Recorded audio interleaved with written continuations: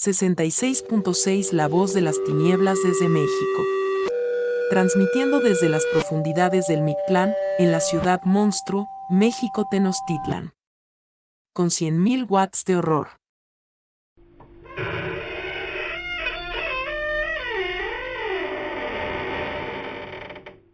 Desde las profundidades del inframundo, escapa una señal para aterrar a chicos y grandes.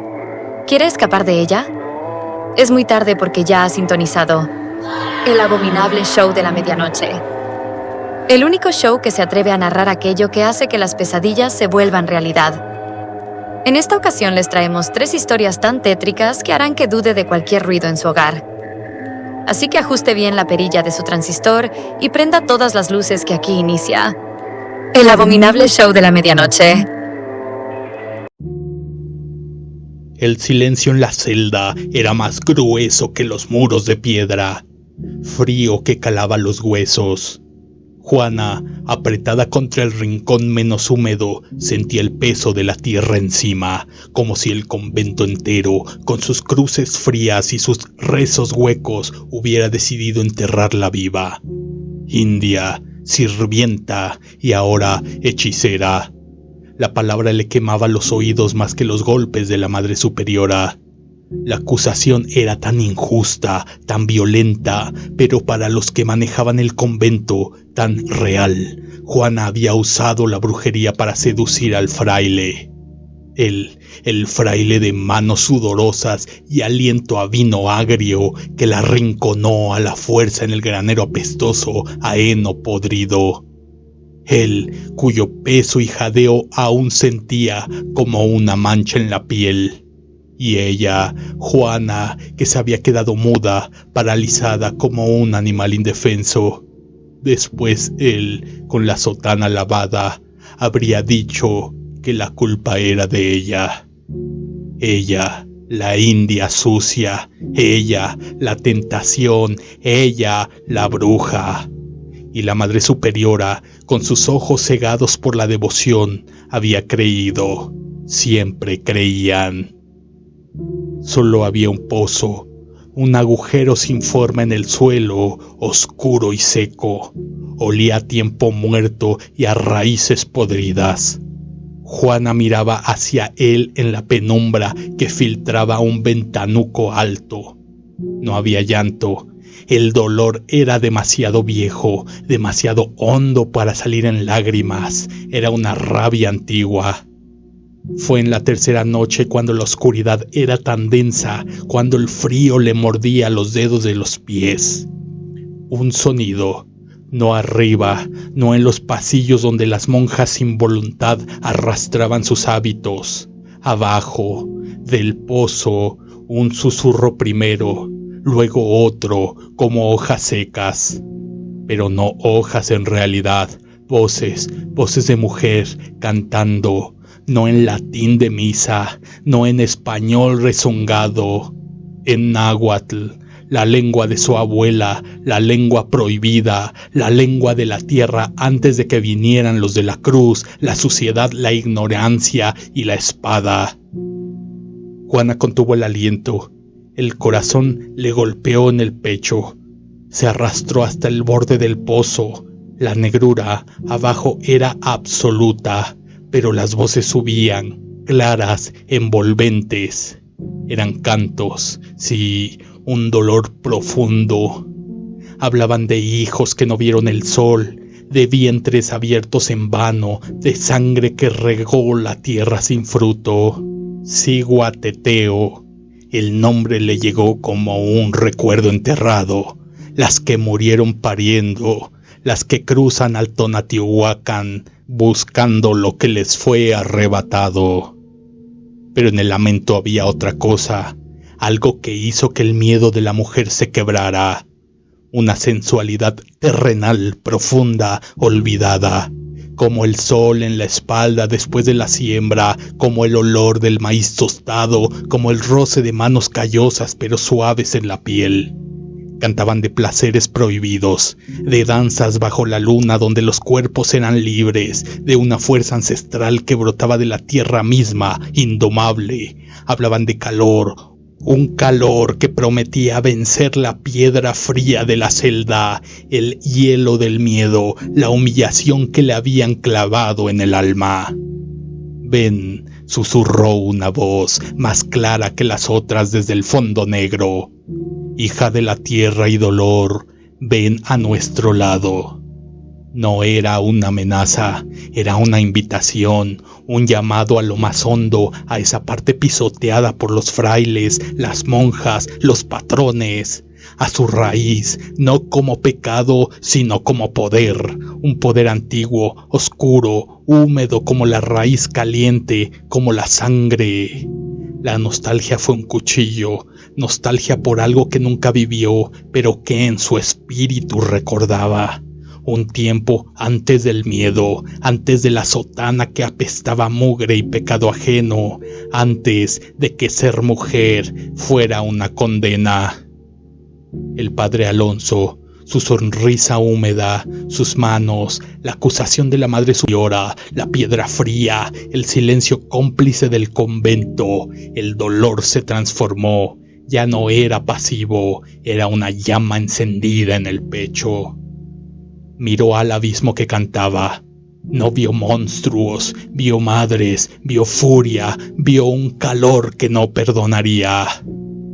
Sí, la palabra salió de sus labios agrietados, un sonido seco, un compromiso, no a la muerte, a otra cosa, a trascender, a enaltecer no la santidad que le negaron, sino la divinidad oscura y antigua que le ofrecían del fondo de la tierra.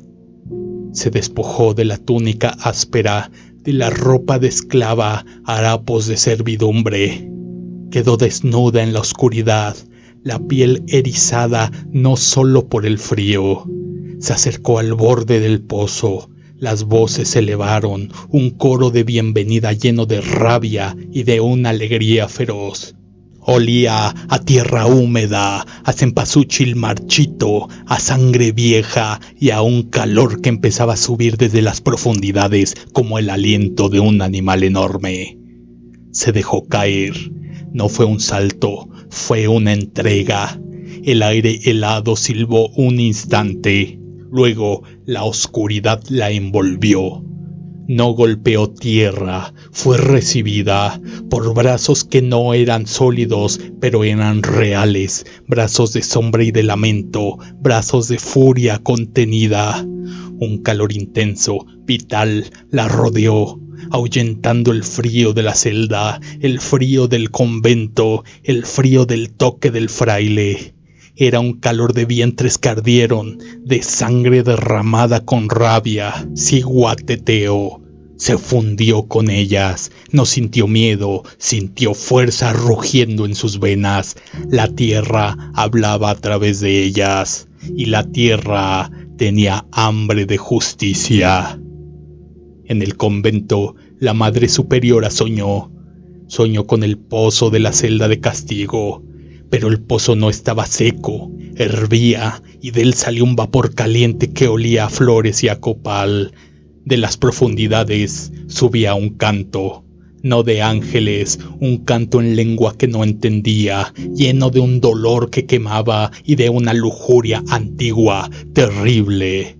Se despertó sobresaltada, la garganta seca, el corazón a punto de estallar. Ordenó que llevaran comida a la india, que no muriera de hambre antes del interrogatorio, antes de la hoguera. El portero, un hombre joven y de mirada simple, bajó a la celda con un trozo de pan, empujó la pesada puerta de madera. El olor lo golpeó primero, tierra removida, humedad densa y debajo ese dulzor. La celda estaba vacía pero llena de una oscuridad que parecía respirar. Y del pozo ahora brotaba un calor húmedo. El hermano se acercó, tonto de curiosidad, asomó la cabeza sobre el borde negro. Dos brasas hundidas en la negrura lo miraron desde abajo. No eran ojos, eran puertas al fuego de la tierra.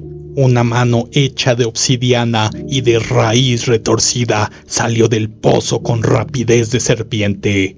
No tocó al hombre, pasó a través de su pecho.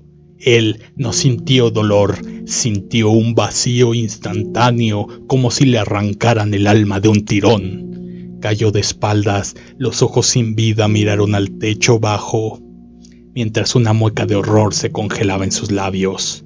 El calor del pozo subió por los muros de piedra como una enredadera de fuego invisible. Llegó a las celdas de las monjas, llegó al despacho de la Madre Superiora, llegó a la celda del padre Alonso que dormía inquieto, sudando vino y miedo. En cada lugar el mismo sueño, el pozo, el canto, danza y furia, y la sensación de manos frías y calientes al mismo tiempo, buscando algo dentro del pecho, algo que les arrancó el corazón, un corazón frío y vacío. A la mañana siguiente, el convento amaneció en silencio, un silencio pesado. No había rezos, no había pasos, no había el crepitar de los cirios, solo el olor a tierra húmeda, a cempasúchil y a un calor profundo, latente, que emanaba de las piedras mismas, como si el edificio entero hubiera sido puesto sobre la boca de un horno gigantesco. En la celda el pozo seguía abierto. La oscuridad de su interior parecía respirar más lenta, satisfecha.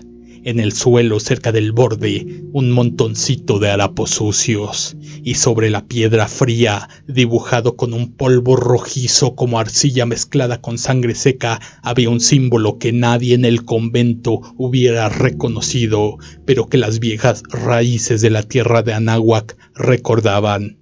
El glifo de las Ciguateteo, un recordatorio y una promesa. La tierra había cobrado su deuda y Juana ya no lloraba en la oscuridad. Cantaba con las madres desde el corazón ardiente del mundo, esperando el momento de resurgir, de reclamar de nuevo su tierra, esperando ese tiempo que tarde o temprano iba a llegar. El horror apenas comienza. Esto es solo una pausa comercial. Enseguida regresamos para nuestro siguiente relato. ¿Tu café de la mañana no es suficiente? ¿Sientes que caminas por la vida vacío, sin alma? Eso es porque no has probado el verdadero poder. Presentamos Zombie Café, un grano ancestral cultivado en las entrañas más oscuras y húmedas de la selva, con un aroma que desafía la muerte y un sabor tan intenso que despertará tus sentidos, y quizás algo más. Zombie Café no es una bebida, es una resurrección en taza. Zombie Café, tan fuerte que despierta hasta los mismos muertos. Consíguelo ya en las mejores cafeterías y tiendas especializadas. Busca la calavera con la taza humeante. Zombie Café. No lo tomes si quieres tener descanso eterno.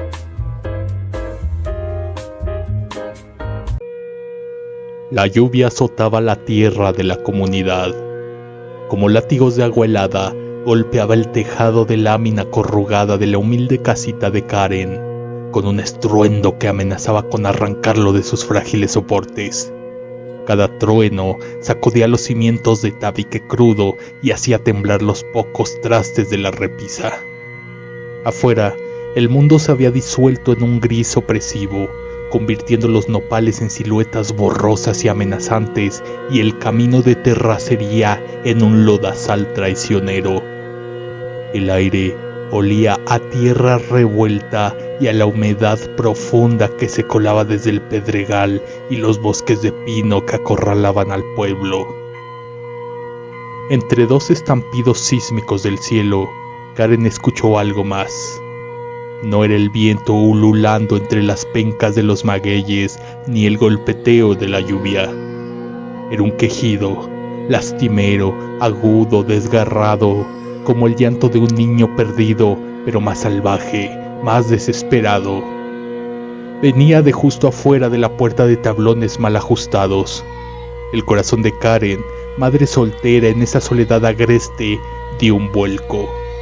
Tomó la lámpara de pilas cuya luz amarillenta y débil apenas rasgaba la penumbra del cuarto de tierra apisonada y entreabrió la puerta sintiendo el frío húmedo como una bofetada. Ahí, En un charco de agua lodosa y helada que reflejaba la luna estaba un animal, un perro o algo que le parecía. Negro, pelaje empapado y pegado a las costillas marcadas.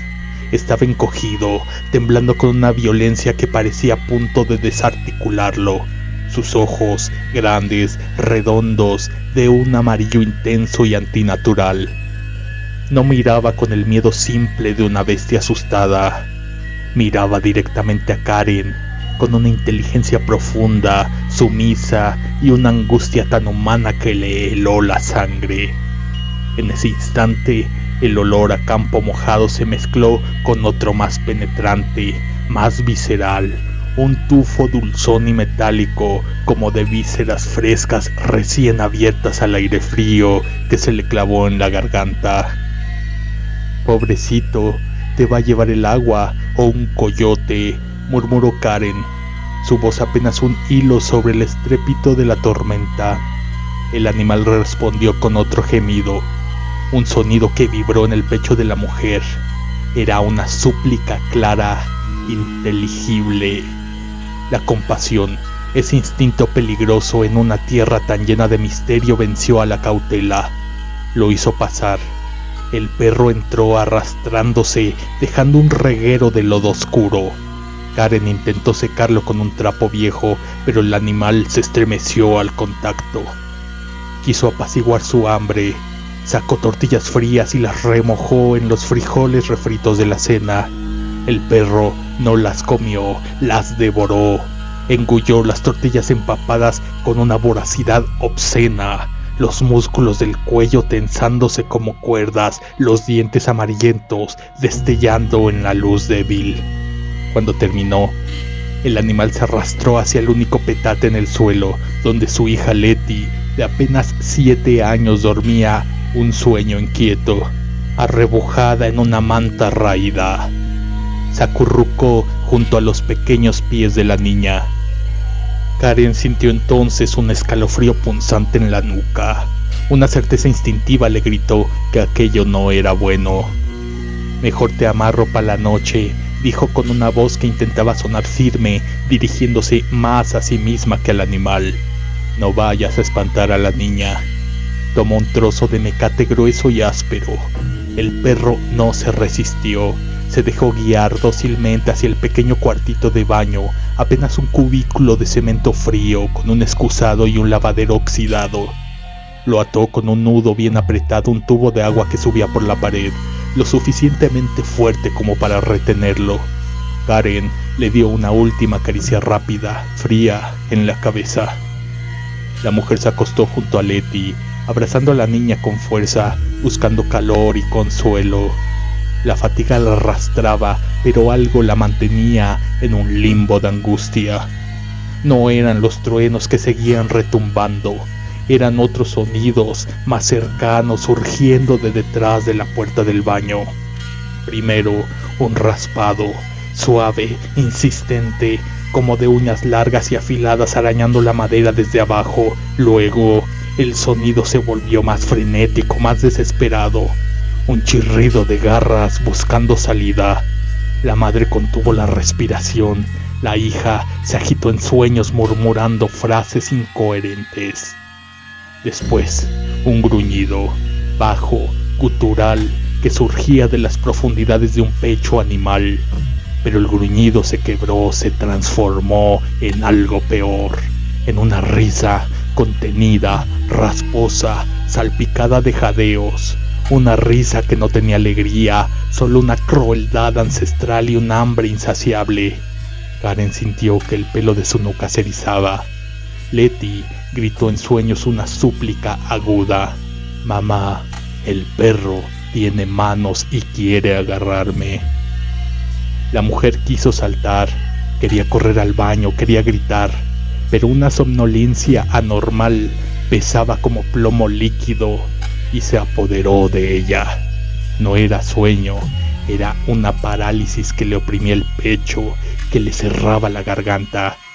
Trató de mover un dedo, de abrir los ojos del todo, pero sus párpados pesaban toneladas. Solo podía escuchar los arañazos, la risa burlona y luego un crujido, un sonido seco, nauseabundo, como de huesos siendo forzados más allá de su límite, desarticulándose con un chasquido húmedo y luego volviendo a ensamblarse con un roce áspero de cartílago y tendón. El sonido se repitió una y otra vez, como si algo dentro del baño estuviera remodelándose a sí mismo en la oscuridad, probando nuevas formas. El olor a vísceras frescas se intensificó, mezclándose ahora con un tufo a pelo chamuscado. La parálisis ganó.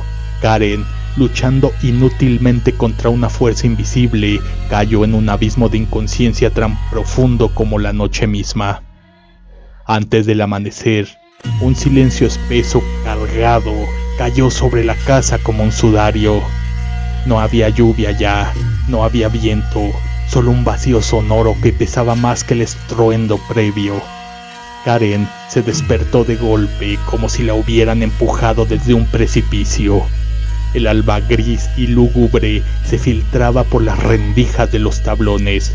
Su cuerpo estaba empapado en un sudor frío. El corazón le martillaba contra las costillas con tal fuerza que le dolía. La cama estaba vacía a su lado, solo la manta revuelta.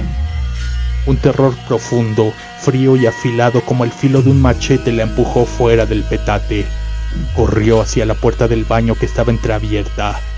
El nudo del mecate no estaba roto, yacía en el suelo del cemento húmedo, deshecho con una precisión espeluznante, como si dedos hábiles, no garras, lo hubieran deslizado y soltado con paciencia perversa.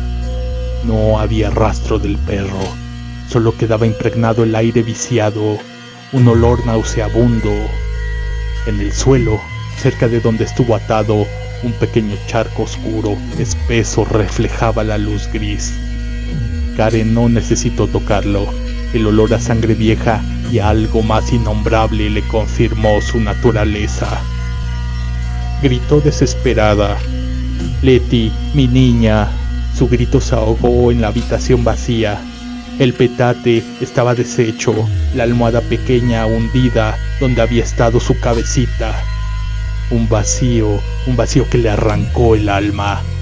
Entonces lo vio, clavado con fuerza en la pared de tabiques resquebrajados con una espina de maguey. Había un trozo de papel arrancado de un cuaderno escolar. 4 palabras estaban escritas con una sustancia oscura, espesa, que aún parecía húmeda y olía a hierro y a bilis. «Gracias por la comida». La letra era una burla grotesca, torcida, temblorosa, como el garabato de un niño que apenas sabe escribir, pero impregnada de una malicia antigua, de una sabiduría retorcida que disfrutaba del dolor. Karen salió tambaleándose de la casa, el papel arrugado en su puño. Afuera, la lluvia había cesado, lavado el mundo con una crudeza despiadada. El lodazal del camino relucía bajo el cielo. Buscó desesperada algún rastro, alguna esperanza, y allí, en el barro más blando, cerca de la cerca de alambre, las vio. Huellas, pero no eran las patas de un perro, eran pisadas grandes de hombre descalzo, con los dedos marcados. La mujer se acercó temblando, un hedor a pelo de perro mojado y sucio.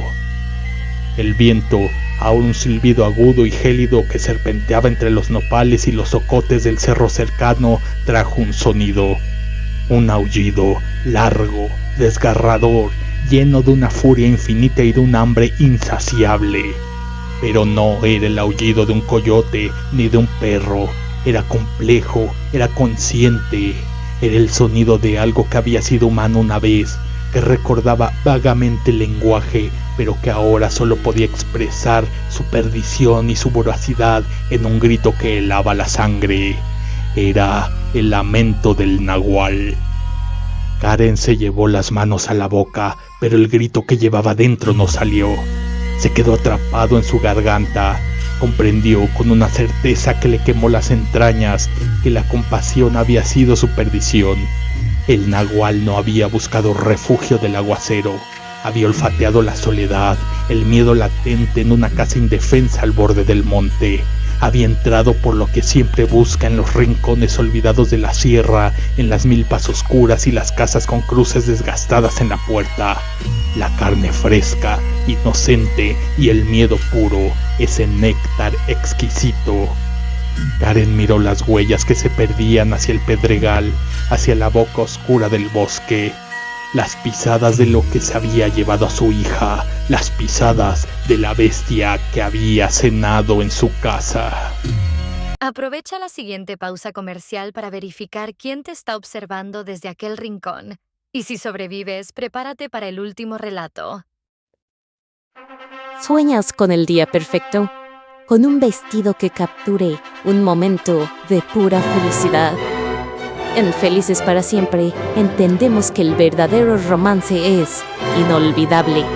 Ofrecemos vestidos de novia de ensueño, con una historia que contar. Cada uno de nuestros modelos fue recogido directamente del lecho donde una novia pronunció su último acepto, conservando así la esencia de un amor que jamás terminó. Viste el símbolo de un amor que venció a la muerte. Felices para siempre, porque tu día especial debe ser eterno. Felices para Siempre nos hace responsable por fenómenos paranormales o sensaciones de presencias atribuibles a los vestidos. Compre bajo su propio riesgo. En una antigua casa, donde los años habían forjado la belleza de lo viejo y las paredes contaban historias de habitantes pasados, llegó a vivir Sonia con sus padres. La niña de apenas 7 años exploraba curiosa los rincones de su nueva morada cuando se encontró, sin quererlo, con la presencia macabra de una tragedia pasada. Era una mujer de cabello largo, de un negro tan oscuro como la noche que la envolvía, y un vestido de luto que fluía como una sombra líquida. Cada noche, cuando la luna alcanzaba su punto más alto, ella aparecía al pie de la cama de la niña, sentada con una elegancia fantasmal, cepillando su cabello con movimientos lentos y precisos. El sonido del cepillo deslizándose por los mechones era suave, casi hipnótico, horrorizando a la niña que no podía dormir. Sus ojos, abiertos, anegados en lágrimas, seguían cada movimiento, mientras el frío de la presencia se extendía por la habitación, helándole el alma. Los padres desesperados observaban a su hija, que día a día era consumida por la macabra presencia. Incapaces de ver lo que veía, solo percibían el miedo en sus ojos, el temblor en su cuerpo, su creciente ansiedad, y tras largas pláticas descubrieron aquello que no dejaba vivir en paz a su niña. Consultaron a doctores, psicólogos y al final a curanderos y sacerdotes. Finalmente, convencidos de aquella maldición, decidieron que un exorcismo era la única solución.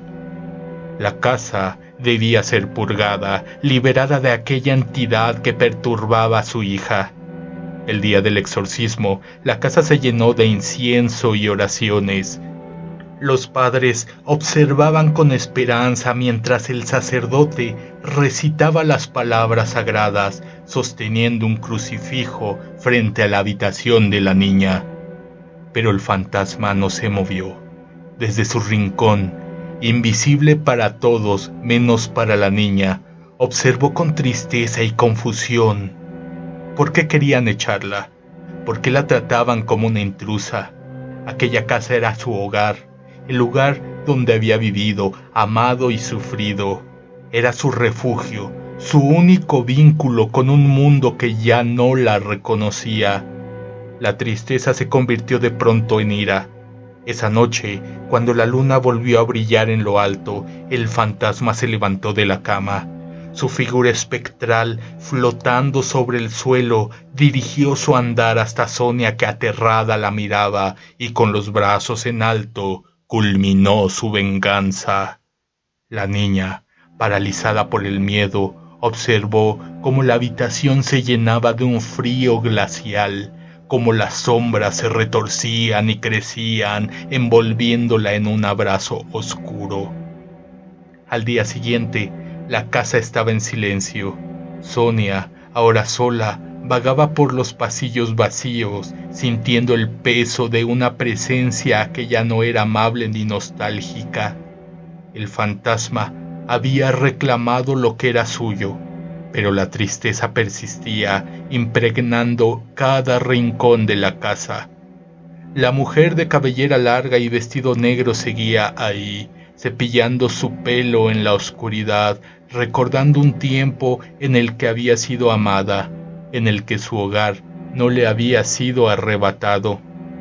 Los padres de Sonia, rotos por la pérdida, abandonaron aquella casa, abandonando así también a la hija que con lágrimas en los ojos los vio marchar. Y así la casa se convirtió en un lugar donde el pasado y el presente se entrelazaban en un duelo eterno. La niña, ahora atrapada en el mismo limbo que la mujer de negro, vagaba por las habitaciones, sintiendo el eco de una vida que nunca más sería suya. Y cada noche, cuando la luna brillaba, las dos se sentaban juntas, una cepillando su cabello, la otra observando en silencio, mientras el viento susurraba historias de un tiempo que ya no existía. Los patrocinadores presentaron El Abominable Show de la Medianoche. Aterradores relatos en la voz de Vladimir Vázquez. Escuche usted la próxima emisión, la siguiente vez que las puertas del inframundo estén abiertas. Muchas gracias y dulces pesadillas.